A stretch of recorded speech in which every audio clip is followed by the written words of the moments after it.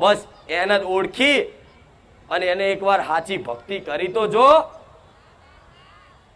તું જે બધું ભેગું કરવા, બધું પ્રાપ્ત કરવા માટે દુનિયાના મઠ મંદિર ભુવા ફરો છો, બધું પ્રાપ્ત કરવા જ ને, ઘર ગાડી બંગલા બધું જાત જાતનું તમારી ઈચ્છાઓ કામનાઓ હોય છે કે મારી અમે દુખી છે, અમારે જો પૈસા આવી જાય, જમીન આવી જાય, મિલકત આવી જાય, દીકરાનો સંબંધ થઈ જાય, અલગ અલગ બધી કામનાઓ ઈચ્છાઓ લઈને આવો તો તમે આ બધું જ પ્રાપ્ત કરવા માંગો છો. બધું જ જોઈએ છે ને, તમારે બધું જ જોઈએ છે ને.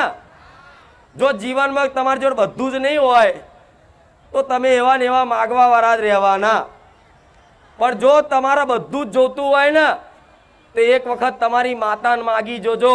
આખી દુનિયા જો તમારી ના થઈ જાય ને મને મેલડીને કહેજો. અરે આદ્ય શક્તિ છે, જગત જનની છે. એક વખત એને જે દીકરાએ માગી લીધી ને એને કોઈ વસ્તુ માગવાની જરૂર ના પડે, હાથ લોબો કરવાની જરૂર ના પડે. દેવ તો એને કહેવાય. દીકરો ઈચ્છા ના કરે, વિચારે નહીં ને, ધાર્યા કરતા વિચાર્યા કરતા તમારા ઘરના ઓગણે આવે વસ્તુ, એનું નામ માતા. પણ એક વખત એનું બની જવું પડે.